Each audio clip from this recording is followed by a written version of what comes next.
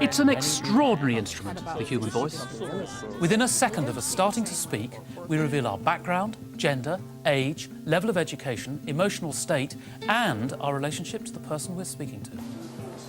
Most of us take our voice for granted. Yet with a little bit of understanding, it can become an even more powerful tool.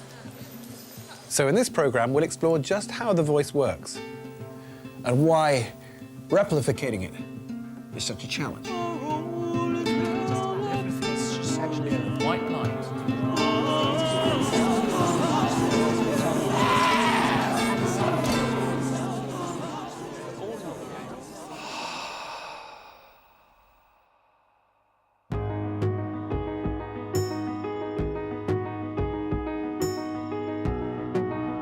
I'm David Howard, Professor of Music Technology at the University of York.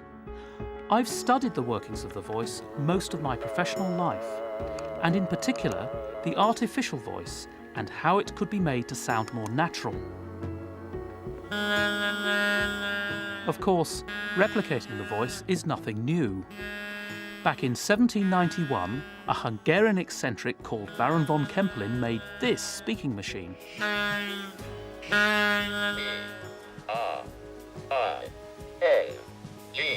That is right. Spin forward 200 years, and speech synthesis collided with the world of children's toys as the Speak and Spell was born.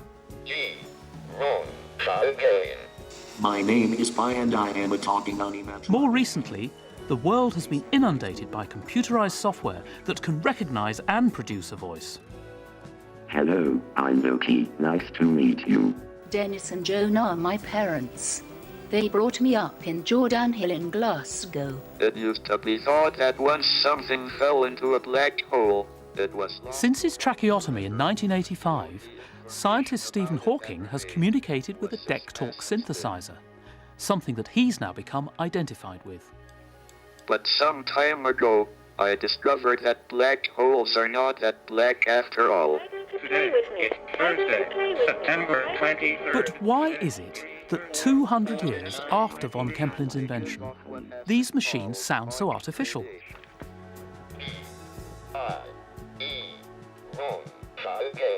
Well, to understand that, we have to look at the parts of our mouth and throat that control the voice. It's a complex part of our anatomy, and we're only just beginning to understand how it all works. Which means that all currently available artificial voice machines haven't had much information to model themselves on.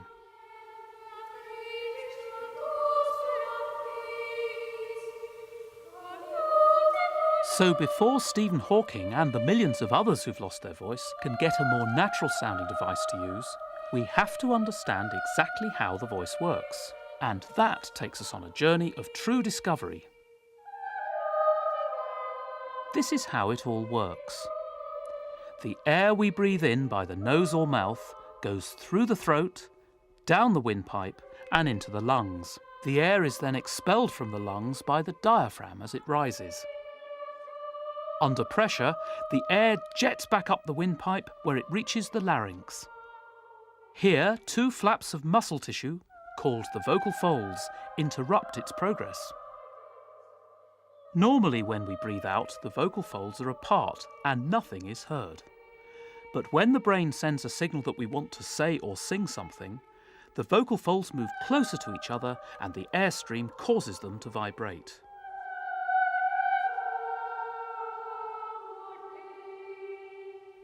This they do hundreds of times a second, producing a buzzing sound that enters the resonating chambers of the throat, mouth and nose.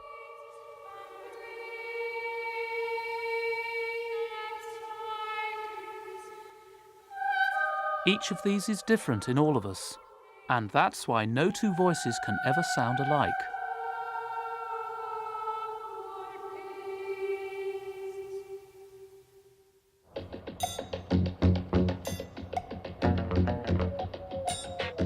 Wouldn't it be great if we could literally look inside the throat to get a better picture of what's going on?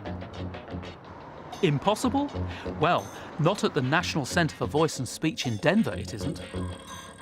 This, believe it or not, is a real larynx. A cow's. Just like a human's, only bigger. Subglottal pressure 12 centimeters of water. It's much louder now. The flow. 90.3. This surreal experiment gives us a unique opportunity to see the vocal folds vibrating. Subglottal pressure 12. This is what's happening in your larynx every time you speak. Okay, let's go ahead and drop. They're monitoring how much air is needed to get the vocal folds to vibrate, and at what frequency they vibrate when tension is applied by the muscles. 4 centimeters of water. Flow. 6. The results of these experiments can then be used to help build a computer's synthesized voice. Leading the field of research in this area is the Centre's director, Professor Ingo Tietze, one of the world's great authorities on the voice, and a pretty good tenor himself.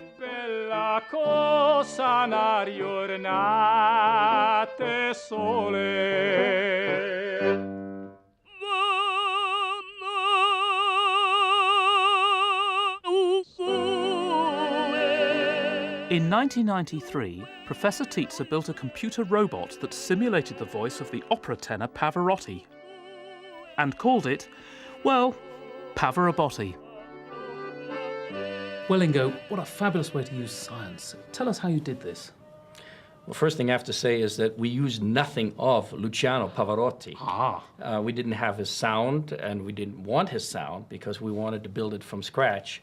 But we used the characteristics of what is a tenor's voice, that is, in terms of how you squeeze the various parts of the vocal tract to make the sound come out right, or enlarge them for that matter. So what are we looking at? Is this some of those vocal tract pictures? Yes, what we did is take the three-dimensional airway shape and cut it up into many, many separate slices. Okay. And you can see here slices all the way from roughly where the trachea begins, here's where the vocal folds would be, and out here's the mouth. And then we solve the mathematics for how waves propagate or move up and down these airways. And at every little junction, we have to compute a forward pressure and a backward reflected pressure. And we do this hundreds of thousands of times a second to take care of all the sounds. So to get Pavarotti singing the words, you presumably have to change the shape of this as it's dynamically. Yeah. Several times a second. Here's an example of what we would do to change the shape in a simple construct like ya, ya, ya, ya, ya. Ya, ya, ya, ya, ya. And now I'll play it for you, how it was actually done by the simulator. Ya, ya, ya, ya, ya. And you can even transform it into a female now by just shortening the vocal tract a little bit. Ya, ya, ya, ya, ya. So in the Pavarotti synthesis, presumably you've got the score, so you've got the notes, and you've got the words. So how do these come together? What is the job to put this together to get the robotic sound that we had? We make a script first from the music itself. We take the music as written in, say, Nessun Dorma, and we do look at all the timing, and we look at where a vowel changes to a consonant or a consonant to a vowel. And then we write lines of code into the computer. For every millisecond, it changes. And it's just a huge, huge concatenation of thousands of lines of code that just keep track of all of those shapes. And then we turn on the lung pressure and the flow, and hopefully what comes out sounds something like a human.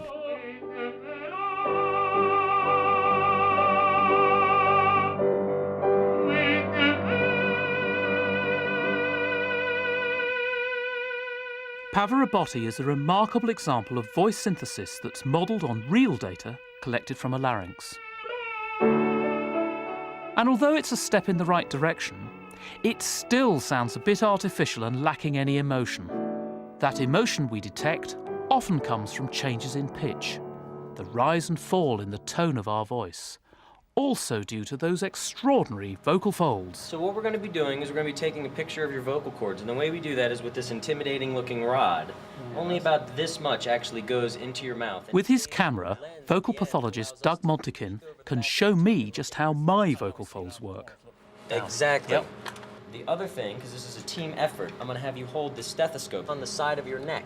That helps time my light source to the fast vibrations of your vocal cords. Okay. So just say E. Perfect. Tongue out. Perfect.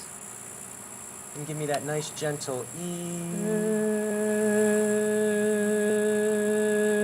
My My vocal folds are those white bits of tissue opening and closing hundreds of times a second.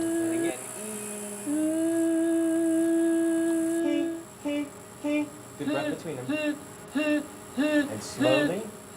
You can also see that when I raise the pitch of my voice, the folds are stretched and elongated.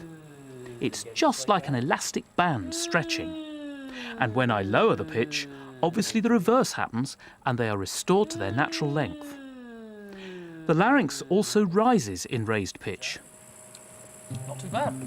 Good. Try putting your finger on your Adam's apple and say a high R and then a low R and see how it bobs down.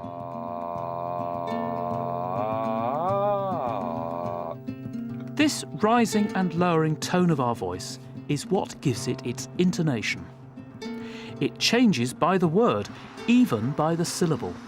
We do it without even thinking. If we didn't, then we'd sound a bit, well, artificial and monotonous.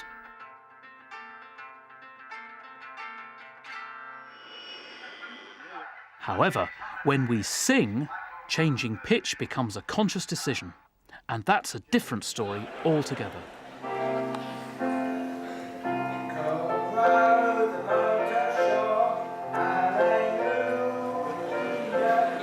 Like many of us, comedian Jeremy Hardy is unable to change the pitch of his voice when he sings.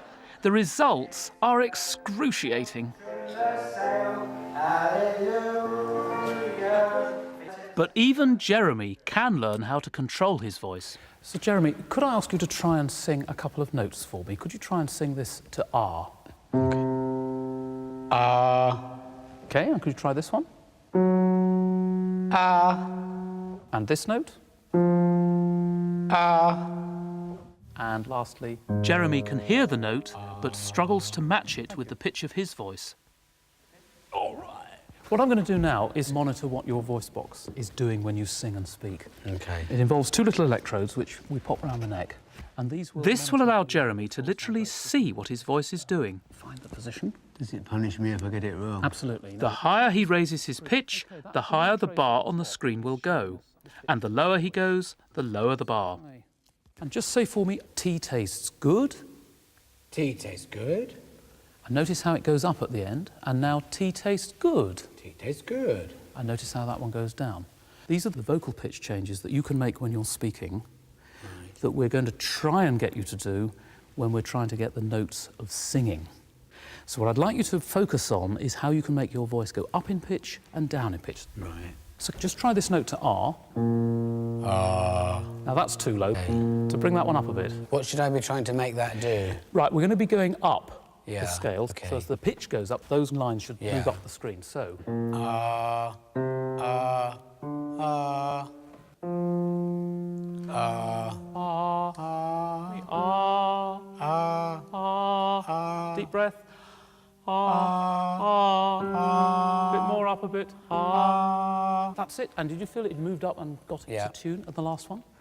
With practice, Jeremy is able to control the pitch of his voice. But is he able to hold a tune? Singing isn't my main income, I should stress that. Is that right? Yeah. I think it may stay that way, but let's see if we can make it a little bit better here. Did you say you can imitate Buddy Holly? Only in a sort of bad way. Well, just think imitating him, and let's just see if that perhaps removes the block. Okay. So, whatever style you like. Just you know why you and I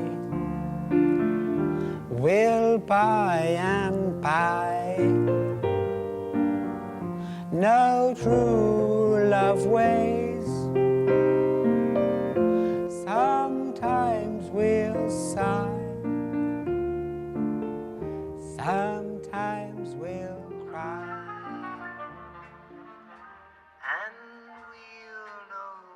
Jeremy may have a long way to go before he makes it into the choir, but it does show that we all have the ability to control our voice. Some are fortunate that they can do this effortlessly. There's no business like show business like. And it's remarkable what can be achieved. Speech therapist Christella Antoni has studied lots of singers and has such control over her own voice she can demonstrate how they produce their distinct sounds. That's a fact. It's a thing we can't deny, like the fact that I will love you till I die. Katie Melua has a very gentle kind of voice, really, and very frontal diction, by which I mean she kind of puts the tongue quite forward, which is actually quite childlike, slightly immature in certain ways, but also very distinctive and very sweet-sounding voice. So her voice would be something like, there are 9 million bicycles in Beijing. That's a fact. It's a thing we can't deny, like the fact that I will love you till I die. Life is a moment in space when the dream is gone. It's a lonelier place. So what about Barbra Streisand?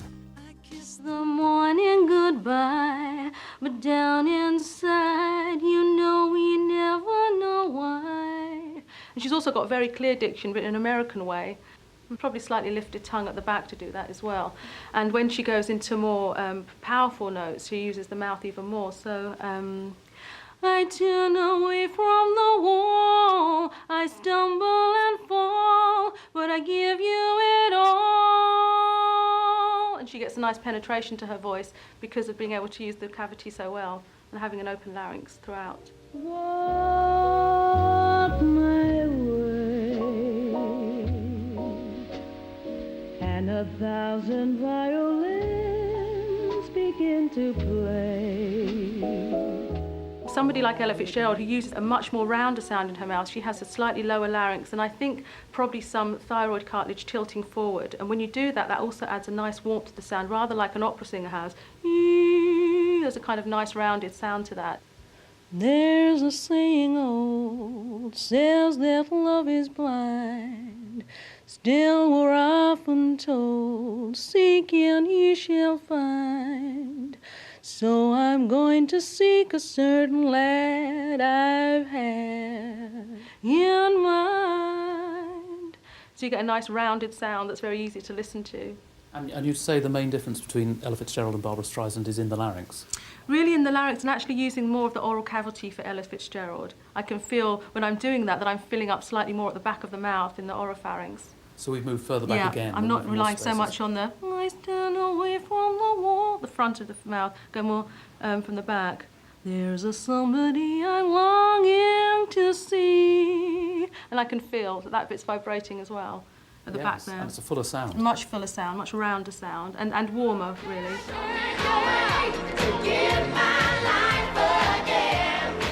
It's amazing how just the tiniest movements of the tongue or larynx can produce so much variety. So how do the so-called belters like Anastasia and Ethel Merman produce their dynamic sound?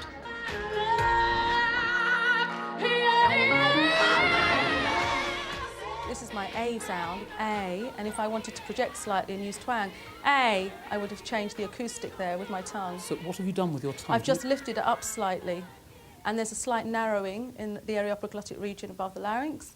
A, E. Any more, that would be a much more twangier way of speaking than I would normally speak, but I might use that when I'm presenting, for example, just to make my voice carry. And if I wanted to project it in a belt quality, it would be something like A.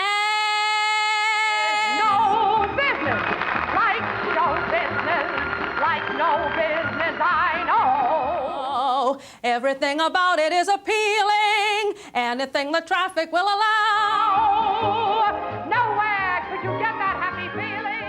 People who can belt their voices out really strongly also rely on very clear diction and very, very open larynx, and the way they deliver the voice just carries so far. When they are low, even with a turkey that you know will fall, you may be standing out in the cold, still you wouldn't change it for a sack of gold. Let's go on with the show. Christella's incredible skills demonstrate what a remarkable instrument the voice can be. Just the slightest manipulation completely changes it. And that goes for the spoken word too. Jerry Adams, how do you see the Unionists' position? Well, I think they feel that it's all over bar the shouting. Oh, hello, Dr. Paisley. Over my dead body! No one is better known than Rory Bremner for mimicking other people. But how good is he? The danger for us is not reversion. I wanted to put Rory to the test. He let me monitor his imitation of Tony Blair's 2006 party conference speech.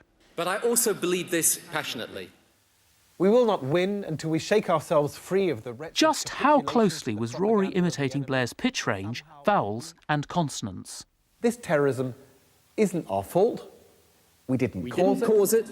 It's not the consequence of foreign policy. It is an attack on our way of life. So, Rory, what we're looking at here is a display that shows what the ear is sending the brain.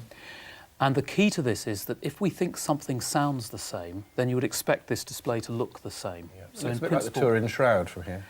OK, well, it's a lot of lines, and these lines are the important components in the speech signal. At the bottom, we've got the bass frequencies, at the top, the treble frequencies, and time along. OK, so these are all really a representation of pitch. Yes. So the lower the pitch, the more dense, the higher, the more spread out. OK, so if I were to go...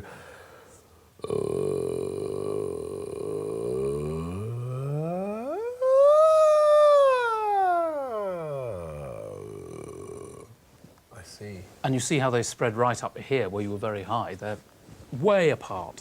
And down very low, on this particular picture, they're very densely packed.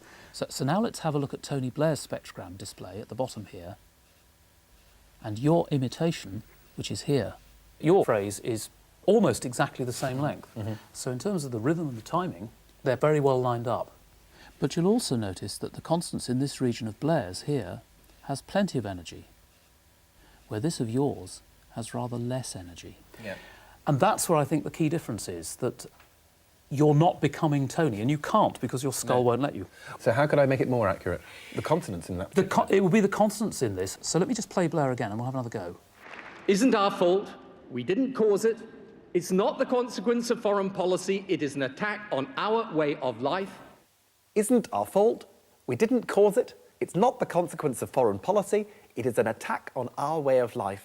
Now, I think these are definitely stronger, and I get the sense you're working at the consonants. Yeah. When you listen to Mr. Blair, do you get the sense of working at the consonants, or are they flowing? No, well, the funny thing is, when I do Blair for the shows, I have different teeth in. The teeth don't fit particularly well, because the key is the T's and the S's, and it's those actual things. And because it's a fourth set of teeth, often I don't get it very well. I have to really, really work to try and get those sibilant consonants. Is that just for Blair, or do you have different teeth in for... No, I have them for Clinton, and I have them for various people, and that's just for the look. Because at each stage, you're trying to trick the audience. And the more they see that accords with their impression of that real person, the better the impression is. Do they affect where your tongue touches your real teeth? Yes, it does, yeah, it does. Because that will cause the brain, actually, some problems, because it knows where your tongue should go, but it'll find there's something there. I knew there was something, because I thought it was just the impression was getting worse. But it is difficult to get those, because it's a very precise where you're putting your tongue on your teeth on those S's and T's. It's not the consequence of foreign policy. It is an attack on our way of life. So what would Ronnie Corbett sound like if he was to say this? Well, it comes from a different part of the throat. I mean, what am I doing there? You know, I mean, I have to breathe slightly differently. But he would say, no, this terrorism isn't our fault. We didn't cause it. It is an attack on our way of life. One thing that's happened straight away, and you also notice it looks like it's all been pushed down the picture, because your pitch is so much lower. And how am I doing that? I suspect you're pushing your larynx down, and you will be reducing the amount of air you're pushing through the larynx. So the more air you push through the larynx... The higher the pitch can go. If you imagine a bellows squeezing through a string, you can make that pitch go up by pushing more air through. That's extraordinary. So knowing all that, let's just see how accurately Rory can now do Tony Blair. This terrorism isn't our fault. We didn't cause it. It's not the consequence of foreign policy. It's an attack on our way of life. It is global. It has an ideology. It killed nearly 3... Spot on. What's proved fascinating talking to both Rory and Chris Stella is how differently they work. Rory tends to listen carefully and then goes on his intuition, whereas Chris Stella is fully aware of the physiological changes that take place in her mouth. But there's more to us than pure mechanics. There's personality too, and that can play a remarkable part in changing the voice. In fact, we often give clues away about ourselves as soon as we open our mouth. Voices change partly because you can get chemical changes in the body. The chemical changes can have an effect on your vocal folds. They can vibrate at a different rate. They might be tenser, they might be laxer.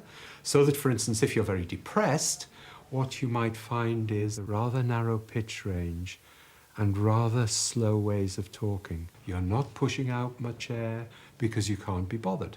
That's very different from if you're very excited, where you get a much wider pitch range. The vocal folds vibrate in quite a different way, and you push more air out and you sound louder. And these changes are related to the kinds of chemical changes which happen in states of arousal.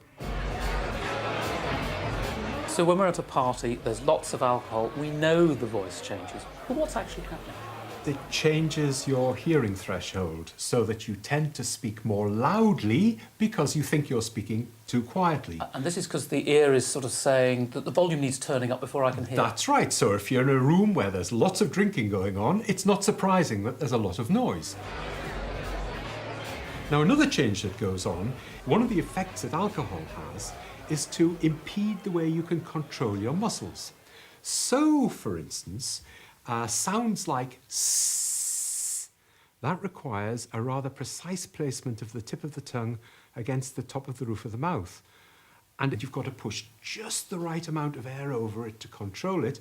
If you can't do that control because the alcohol has an effect on you, all this ends up sounding like this, and it's all very floppy. So it's a bit like you can't walk down the straight line and your tongue can't stay in a straight line. Exactly. I intend to join them, so cheers. And are there any situations where we misinterpret a vocal signal? Oh yes, I think that's perfectly possible. And I think it's because there aren't any unique sounds to emotions or sounds to attitudes, relationships. So, for instance, we might hear somebody and we might think that they were really upset. But if we heard that same voice in its full context, we might actually hear that person wasn't upset. That's just their normal voice quality, and actually they're quite happy and having a joke. So as an example, have a listen to this. I should have come to you. That's what I should have done. What state of mind do you think this woman's in? I should have come to you. That's what I should have done. Now, listen to the full context of that statement. Don't forget Beverly Hills. This is the Yeah, beauty right. center. I should have come to you. That's what I should have done. Interesting, isn't it, how the voice can change in different social situations? But does that also mean that we're vocal chameleons, forever changing our voice depending on whom we're speaking with? What I find fascinating is our attitude towards the voice is that it's some sort of given. It's like a limb, it's like an arm, it's like a leg. It's something you're born with and is pretty much unchangeable. Then you think of what the performance artist Laurie Anderson said, that each of us has at least 50 different voices. And you think about the fact, imagine somebody you know very well. Yeah. And you walk into a room and they're on the phone to someone. You can pretty much instantly tell who they're talking to just by what their voice sounds like. Hello? Is that the Prime Minister's office? Well, would you put me through to the Prime Minister's office, please? You can only hear one side of the conversation, but you can guess from that who they're speaking to, because we all change our voices depending who we're talking to. It's a process called accommodation or convergence. Ah, finally! It's worse than trying to get through to British Rail Inquiries. So what are the aspects of the voice that one is changing? The words are the same, but the intonation is different. The tempo at which you speak is different. We alter our rate of speech to fit in with other people so that we sound more similar. And I think that tells you an awful lot about the role the voice plays in communication and how we make these micro shifts in order to reduce social distance. Now, we have this phenomenon today of the mobile phone. So what's that doing to the voice? Gosh, that has changed the voice, I think, enormously. First of all, speaking on the phone has become a much more natural part of people's speaking repertoire, if you like. Charlie, there's a single to Stevenage, please. You're speaking on the phone while you're on the bus, while you're cooking, while you're doing all kinds of other functions at the same time. You know, we now speak privately in public. And we have almost erased our surroundings. No, I don't want to wait till Monday. Tell me now. Tell me now, Charlie. And people use registers that formerly they would only use in very intimate situations. We don't go out together much these days, so how about we go for a meal on Sunday night? It's my treat. It's reduced the kind of inhibition among British people. I mean, the way we speak is the result of so many different factors. It is the vocal learning that takes place, in other words, where we grow up. It's our subcultural groups, our social class, it's our psychology. Even the setting of our jaw is influenced by the city we grow up in. So in other words, you can tell someone's girth, height, gender. In some studies, you can even tell people's occupation from their voice. So that's clear the voice is deeply expressive of who you are and your body in some sense. So in some ways you could say that, I could say that I speak through my mouth, but in some sense my culture speaks through me. Now on to the weekend roundup, interpreting for the Neds tonight, Rab McGlinchey. All right, troops. And the clearest indication we have of speaking through our culture is our accent. Hey, Mr. Partridge. Morning. Hey, Valentine's Day the day, eh? Lovers in the air. It's Valentine's Day today and love is in the air? Hi, hi. Getting the hang of this. But are some accents clearer than others? Here's one, though, that is very clear. At the third stroke, it'll be 5, 29, and 10 seconds. Brian Coby has been the voice of the speaking clock for the past 2 decades, listened to by around 70 million callers annually. He was chosen against 11 female finalists back in 1984 for his clear diction and delivery.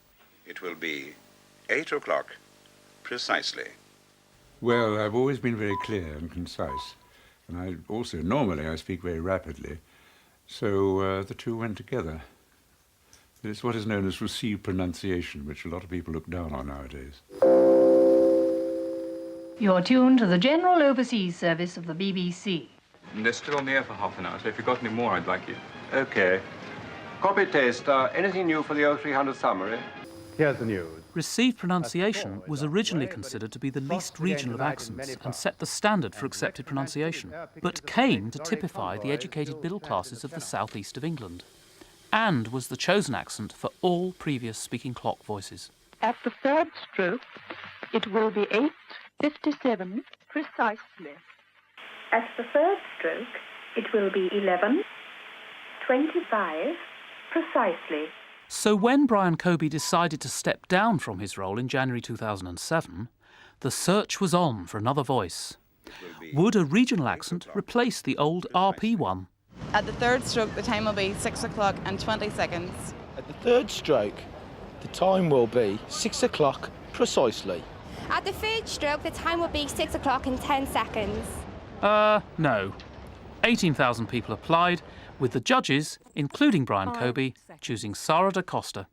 At the third stroke, the time will be 5, 38 and 20 seconds.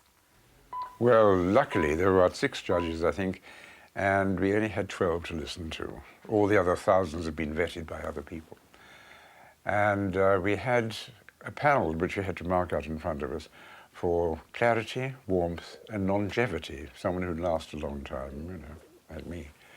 And we all chose Sarah, was on everyone's list. And 20 seconds. Sarah, like Brian, comes from that bastion of the RP accent, southeast England.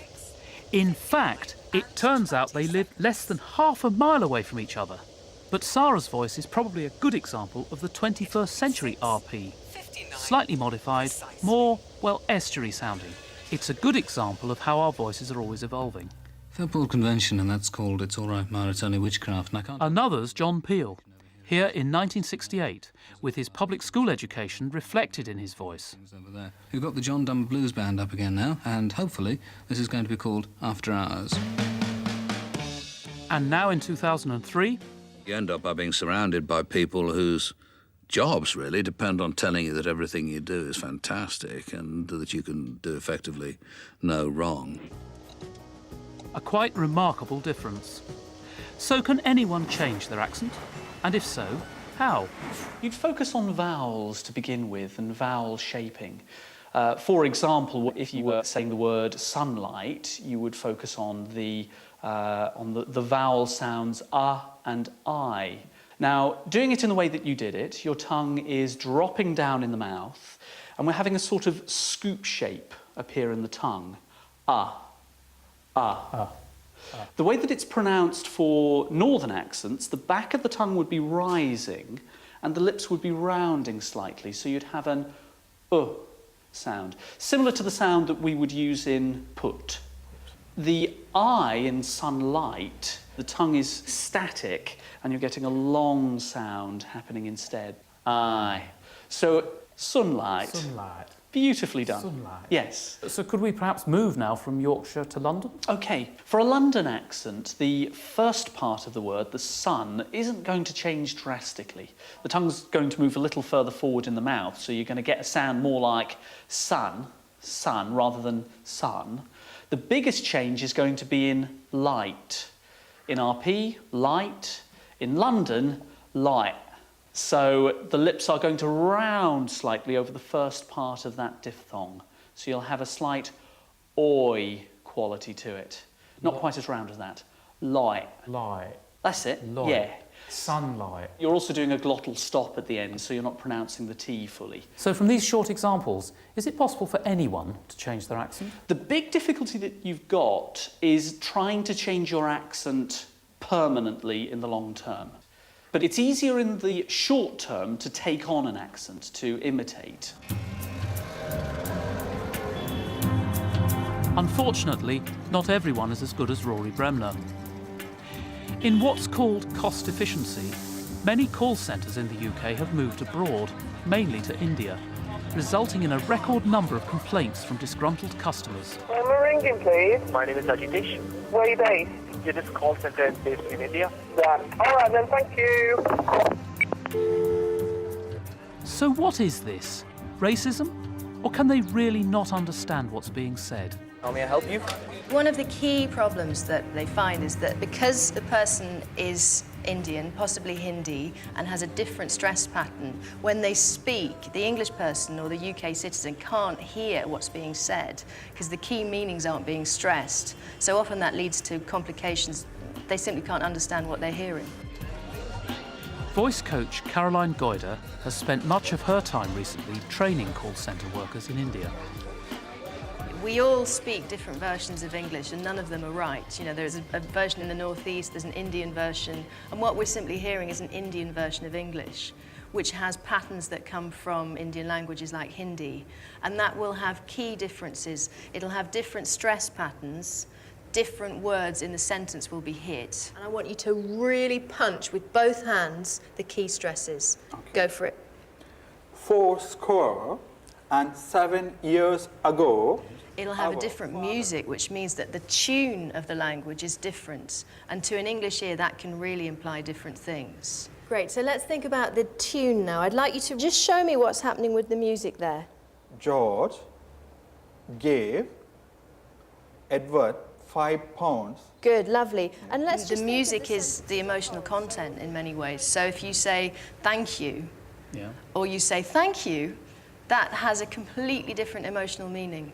Do you know that George gave Edward £5 and then asked me the question? Yeah. George gave Edward £5. Good, and that rises. It rises. Great, so Riz, what I'd like you to do now is read the Gettysburg. Consonants are absolutely crucial because the meaning of many words is defined by the last letter, which is often a consonant. So T or the D at the end of a word for, say, dot or dog, two completely different things separated by one consonant. Feathers. Brit. Fifth. There's also a really important element, which is that what we hear a lot, we become used to. So someone going to a foreign country becomes more aware of what the sounds are as they listen more and more. We're not used to hearing Indian English accents regularly, so that we don't tune into them. Someone with a Glaswegian accent may be just as unintelligible in the sense of the clarity and the stress, but because we're used to hearing them, we understand. Controlling the voice for clear understanding is obviously vital, but we also rely on it to get what we want. And to prove successful in that, it helps if the voice sounds authoritative. Hardly surprising then that record numbers of business people are now seeking the advice of a voice coach. Joy Hugill, a director with a large marketing firm in London, is one of them. My voice changes when I get up in a situation where I'm nervous, and it changes. It just sort of takes over, and I can't seem to take control over it. A common complaint. So we teamed Joy up with voice coach Caroline Goyder. So Joy, let's hear your nursery rhyme. Humpty Dumpty sat on a wall. Humpty Dumpty had a great... Caroline then introduced Joy to a few simple exercises used for training actors. Thank you, that's lovely. Now, what I'm going to do first is invite David to put your hands on Joy's feet and really get her big toes digging down. This grounding literally makes you feel fixed to the floor. It helps stabilise your posture and allows you to use your stomach correctly for voice projection. Thanks, David. That's lovely. Now, Joy, what I'm going to do now is get you to stand on a chair. I'd like you to play Queen. The next instruction was for Joy to feel she had status. By standing on a chair, this would automatically give her a sense of authority. And address a big court. All the king's horses and all the king's men couldn't put Humpty together again. Really gives you some resonance. Great. So let's take you... And by copying the gestures that I was making, you'll notice that Joy's voice immediately starts to change. Humpty Dumpty sat on a wall. All the king's horses and all the king's men... The pitch is altering, and therefore more expression is coming out. Together again. Good, now that's already moving your voice, so I'm going to get you to project some balls. So Humpty Dumpty sat on a wall. OK? Go for it. And take one... By throwing these paper balls on the last part of the phrase, Joy's voice naturally lowers in pitch, and this gives a sense of authority, a technique often employed by newsreaders. Here, Tony Blair had a taste of just how controversial nuclear power is when he launched a review of the country's energy options. Mr Blair was forced to deliver his speech in a different room than was planned after anti-nuclear protesters disrupted the meeting. Mr Blair is thought to believe that a new generation of nuclear power stations will be needed. Couldn't put Humpty together again. You've done lots of good work, and let's put it together, so that we see your nursery rhyme one last time. Humpty Dumpty sat on a wall. Humpty Dumpty had a great fall. All the king's horses and all the king's men couldn't put Humpty together again. Excellent. Bravo. Well done. Fantastic. And it's these simple techniques picked up from actors that another profession has taken full advantage of, the politician. Let's take a look at some of them to see how they've changed their voices. One of the reasons why we value individuals is not because they're all the same. Probably Margaret Thatcher made the most significant change of any modern politician, gradually lowering it during her days in power. Don't cut down the tall poppies. Patience is not one of my most obvious characteristics, but I'm over another country which is a member of the United Nations. But she wasn't alone in knowing that the voice could be used as a weapon of mass persuasion. For that, we have to go back to one of her heroes, Winston Churchill. Never in the field of human conflict was so much owed by so many to so few. Churchill used to spend hours working on his speeches, often practicing in front of the mirror. He had a slight stammer and lisp, and overcame this by slowing down his delivery and making frequent pauses. His voice was strong and resonant. We will mete out to the Germans the measure, and more than the measure, they have meted out to us. He was a master of alliteration, repeating the same sound in words for effect. We will have no truce or parley with you, or the grisly gang who works your wicked will. You do your worst, and we will do our best. And his baritone roar cried out authority and resilience. That had the lion heart. I had the luck to be called upon to give the roar. Von denen, die heute gegen Deutschland hetzen. Hitler too knew the power of the voice to win over audiences and studied the techniques of a popular Munich comedian, Weiss Fördl. Und dieser internationalen Krieg. Hitler's voice has more aggression in it than Churchill's, through loud volume, hard diction and defiant body movements. And whereas Churchill's delivery was calm and measured, Hitler built up the pace of his speeches as they progressed towards the climax. And his excited mannerisms put a great deal of stress on his larynx, making him sound croaky and strained. Ergebnis nicht die Bolschewisierung der Erde und damit der Sieg des Judentums sein, sondern die Vernichtung der jüdischen Rasse in Europa. However, the greatest orator of the 20th century spoke for freedom. An oasis of freedom and justice, I have a dream. Martin Luther King's voice is loud and powerful, but not uncontrolled like Hitler's. The volume is raised, but the larynx is very open and his diction is clear. So there's no danger in him hurting his voice. I have a dream. It's almost as if he's singing, extending the vowels and changing the quality of tone on each word. Down in Alabama with its vicious racists. And he uses two of the most powerful oratorical devices. First, he starts the speech off slowly, averaging about 92 words a minute. We hold these truths to be self-evident, that all men are created equal. Rising to 145 words a minute towards the end. We will be able to work together, to pray together, to struggle together, to go to jail together, to stand up for freedom together. And secondly, repetition, saying the same thing 3 times. And singing the words of the old Negro spiritual, free at last, free at last, thank God Almighty, we are free at last. But since Martin Luther King's day, the voice of the politician has changed, all because of television. This is a solemn and most momentous occasion. It moved the politician off the podium and into the living room, bringing them up close and personal. Are denied a fair return for their labor by a tax system which penalizes successful achievement and keeps And no us one from was better at maintaining mastering full this than that productivity. one-time actor, Ronald Reagan, with his voice playing an important part in his popularity. The broadcaster Alistair Cook described Reagan's speech on taking office in 1981 as the first conversational inaugural in American history. This is the first time in our history that this ceremony has been held, as you've been told, on this west front of the Capitol. Standing here, Reagan had a friendly, warm voice that immediately conveyed intimacy. we wouldn't change it for a minute. When needed, he was able to use his acting skills to have that catch in his voice and tear in his eye, pursing his lips to control his feeling, as demonstrated here in his address to the nation after the Space Shuttle Challenger accident in 1986. Our hopes and our journeys continue. I want to add that I wish I could talk to every man and woman who works for NASA or who worked on this mission. And this conversational approach has had a huge impact on his successors. It matters to the people whom you represent. Clinton's voice brims with emotion and empathy, something that's been adopted on this side of the Atlantic too. I naturally feel a strong sense of disappointment.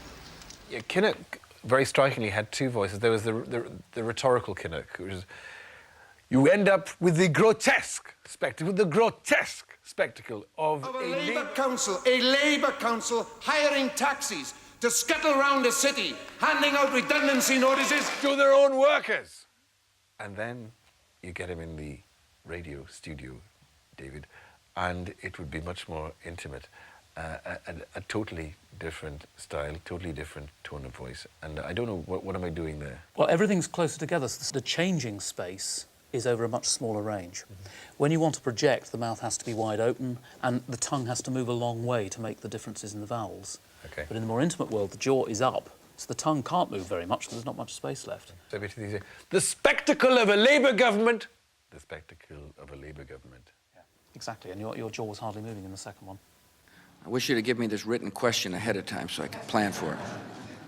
But it's probably President Bush more than any other who used his voice to portray himself as a regular guy. I'm sure historians will look back and say, gosh, he could have done it better this way or that way. Playing on his stumbles and idiosyncratic speech patterns to appeal to Middle America. I'm sure something will pop in my head here in the midst of this press conference, all the pressure of trying to come up with an answer, but it hadn't yet. He works in that kind of homely, the vocabulary, be kind of homespun, and it won't be great. There's a lot of, I'm aware of actually when I'm doing that breathing thing. It's going to take some time, David, to work this whole thing through. But that's what we're going to do. You can hear I'm doing little things like that to kind of invite you to agree with me. And that's kind of, that's a one-on-one thing. You wouldn't do a speech saying, you know what, I think about Iraq. It'd be very different. Because it also sounds to me as though the vowels are quite close together. The tongue isn't moving a huge amount compared with some of the other speakers you've See, I'm not aware. Is that a feature of not projecting your voice, that your tongue doesn't move? It's a feature of not making the vowels so distinct, because you don't need to. If we're sitting this far apart, you don't need to work the vowels. But if you're speaking 50 feet away, 50 yards away, you do need to work the vowels. It's about enunciation. It's about enunciation. As a quite private person, what drew me into public life... But some politicians have a far harder time cultivating this friendly approach than others. I just noticed that he's been told to smile. For you or I, we can smile and talk at the same time. But because Gordon Brown has that unfortunate drop of his jaw, it turns it into a sort of waltz. It's speech, jaw, smile, speech, jaw, smile. And it actually has the opposite effect of making him look more awkward. Whereas Blair, though he will be quite sibilant and quite pronounced on a sofa, he kind of likes to get on with people by dropping consonants, and you feel the benefit. You think, well, where was the T in that? I'm more interested in the future of the Arctic Circle than the future of the Arctic monkeys. So, rhetoric is out, and the politician today must sound like a buddy. But how will they sound in the future? Conversation with you, with America. The last few years, David Blunkett got locked in a cupboard by delegates. War must be He's strong-minded. He knows his own mind. Well, the jury is out on that one. No doubt it will be different, as we've seen a significant change in the politician's voice, even in our own lifetime. So how will our own voices be used in the future? My name is David Howard. OK, imagine this. 10, 15 years from now, banks and other companies holding our personal data are now using voice recognition. We've all recorded our voices onto their system. To access our data, all we have to do is to say our name. But hang on, if the voice can be imitated so well, as Rory Bremner has proved, can that imitation be used for more devious purposes? Well, no. The scientists in Denver believe we all have a unique voice print, just like our fingerprint. Our voice can be measured by 11 different features, such as regularity, pitch, intonation patterns, and so on. And it's impossible for anyone to mimic all those 11 features together. So when trying to gain access using the voice, David Howard, the computer will match that voice against the recorded one. And if all 11 features don't correspond, well... David Howard. Access denied. So rest assured your money's safe, for now. People like me are continually seeking to define those qualities that make the voice human, hoping that one day an artificial voice can sound natural. Dennis and Jonah are my parents. My name is By and I am. But will that make the human voice redundant? Far from it. I believe the importance of the voice is only just being recognised, and learning to control it is something we can all aspire to. It is global. It has an ideology. It's a wonderful instrument. There's nothing else that can communicate information, inspire us, and stir the emotions. It's what makes us human.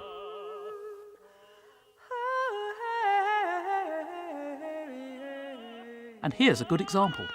3 unique voices, 3 distinct sounds, 3 controlled voices. And now the purple dusk of twilight time But when brought together, steals across the meadows of my heart. Something even more remarkable can happen.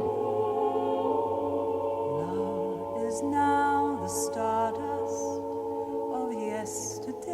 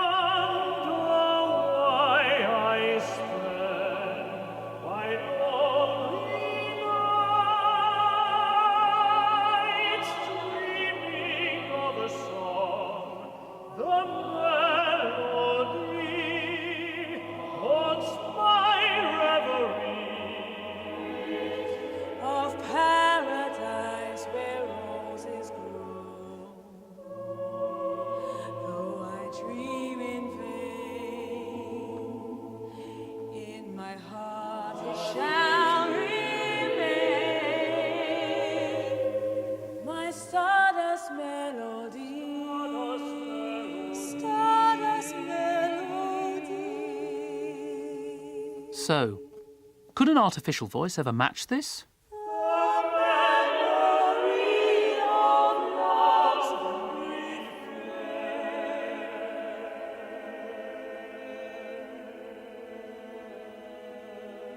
Who knows? But if it ever does, the question then is it the sound of a human or a computer?